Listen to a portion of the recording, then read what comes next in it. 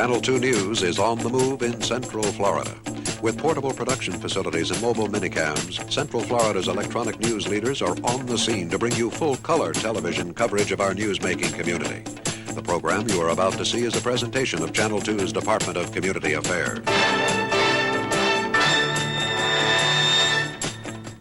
We invite you to join us for Florida's Watching. Your host is Channel 2's John E. Evans. What you're looking at is the indication that goes on the front end of a tape to begin a television program. Florida's Watching tonight is looking at the 20th anniversary of the entry to the airwaves of WESH television. It was 20 years ago this month that Channel 2 began to broadcast from Daytona Beach to serve the Central Florida viewing area. And although there have been a lot of changes in those 20 years, there's a lot that's still the same, and this evening that's what we want to talk about. You know, it was 20 years ago that our newscasts were talking about the way in which Adlai Stevenson had swamped Estes Kefauver in the Democratic presidential primary in California. It was 20 years ago that we were beginning to learn new habits of getting our news, of getting information, of getting entertainment from this marvelous medium that comes to us in our homes, television. In that period of time, we like to think that WESH has grown. We're going to look a little bit at that. We'd like to think, too, that we've undergone, all of us, some changing lifestyles that are going to continue to change in the months and the years ahead. In this next half hour, we're going to look a little bit at that.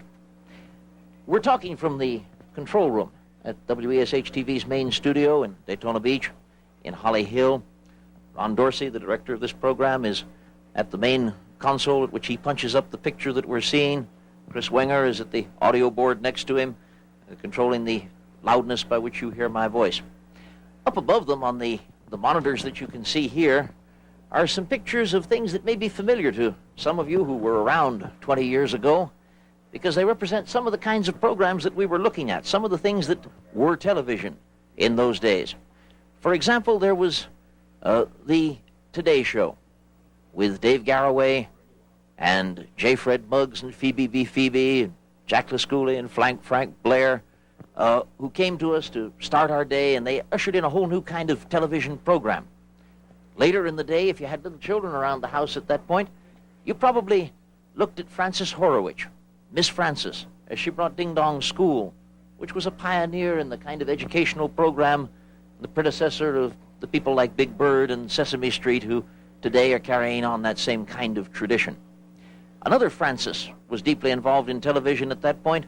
Midday viewing, in many instances, was keyed to Arlene Francis with her own program that came to us from different areas all around the country, and a whole potpourri of information and entertainment, the forerunner of Merv and Mike and all of the other daytime talk show hosts. Then in the late afternoon, the children would gather in front of the TV set after they got home to talk to the Beaver and Wally, who were shown here with a then young comedian named George Gobel. Later on in the evening, they'd be followed by that very popular program of Groucho Marx, You Bet Your Life. Groucho's there on the right with George Fenneman in the middle, and some contestants. Entertainment was the order of the evening as it is now, and Patty Page, who's still very much with us these days, had a program of her own, one of the more popular shows. And as I said, although things change in television, they remain the same. Because, look here. Here is Bob Hope that we're about to see. There he is. Bob Hope, who had as his guests B. Lilly, Douglas Fairbanks. And that young lady over on the right-hand side of your screen, you might not recognize her, but her name is Dinah Shore. And millions of Americans in those days started going to bed with The Tonight Show. Steve Allen was the host in those days. He still is around to relive some of those magic moments on a show that's endured. And so, on through the years, although the nature of television has changed, the kind of shows that we see has remained very much the same.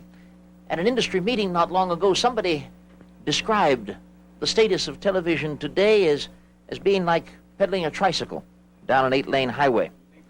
The form of the industry, the form of the medium has remained very much the same. The kinds of programs that we just looked at, we still see, but the ways in which they're brought to us have changed radically.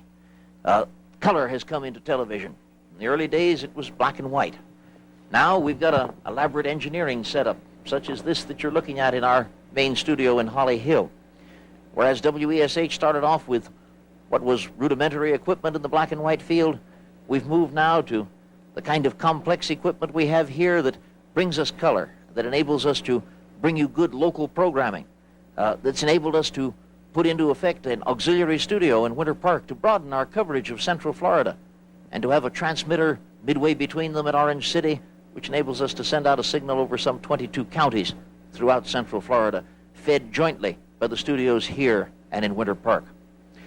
The nature of television has changed, the equipment has changed, and the pace of change, if anything, in the 20 years since WESH went on the air, has increased. In our studio here, we wander in this way, and as I come on around into our main studio here to join our cameras in the news set, I should note that although the nature of television is changing rapidly, these kinds of programs that we've talked about, the form of the medium, the Today Show, the Tonight Show, the children's programming, it remains the same. There is change and evolution going on there as well. Next fall, we're going to be seeing on NBC and on the other networks more of the anthology-type series. The Bestsellers is the name of one that will be running on NBC, where we'll be presenting, instead of a series that continues and continues, a short series, 1 or 2 presentations to capture a book or a novel or a new play. It's all changing, and nowhere is the change greater noted than in our studios. In studios like this one, from which the evening news with Nick Pfeiffoff comes to us, and Dave Marsh's weather. This is a typical General Electric color studio camera. I think it's probably the standard of the industry. Olive Horning of our production staff is operating it as she often does on the evening news. And Olive, it's not an easy camera to move around, is it? No, it's not real easy to move. Have you any idea how heavy it is? The head of this camera weighs approximately 250 pounds. And it's pretty well balanced, so you can pull it around. And if you'll pull it back, right behind it, we'll get to see one of the things that has made a major change in the television business. This is my colleague Emmett Rozier, who works with me in the production of Florida's Watching, with the minicam, about which everyone who listens to Channel 2 has heard a good deal.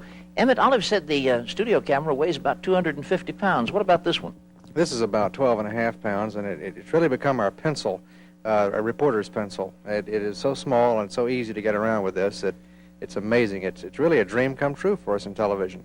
Well, now, those who watch Florida's Watching know that we frequently use this camera and our mobile minicam production unit to go out and to videotape out in the field, but not only are we able to do that, are able now, and we'll be able with greater ease to do so in the future to bring things back live. How's that going to work? Well, we're going to put a little dish out in the field, and we have done this, of course, several times already. We can operate within a radius of about 30 miles of the Winter Park studio and 30 miles of the Daytona Beach studio.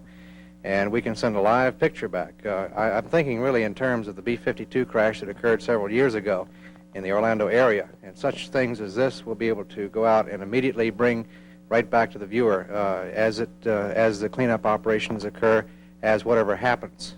The use of videotape and the minicam has meant that we eliminate the time it takes to process and do the detailed editing of film, that we can now cover stories much, much closer to our news deadlines and still get them on the air. Right after we started the use of minicams here at Channel 2, you were on hand for the fire at the Ormond Garage, a colorful landmark, and it was, after 5 o'clock before you got there? It was about 5:15, matter of fact, when we got there. We shot what we needed to shoot, and it took us about 15 minutes, I believe, and then we were on our way back to the studio. We arrived back at the studio at about 10 minutes to 6, and we had this on the air at 6 o'clock, and it was the most amazing thing in the world. Thank you, but this is the kind of thing, and incidentally, the entire opening segment of this program, before I walked into the studio here, when the studio cameras were able to pick me up in our control room, was taped with Emmett, with this camera up on his shoulder. You're a steady platform. Thank you. We are proud of the equipment. Of course we are. Equipment like the weather radar that enables David Marsh to talk here from his weather set as he looks at the weather radar just as it's appearing at the National Weather Service.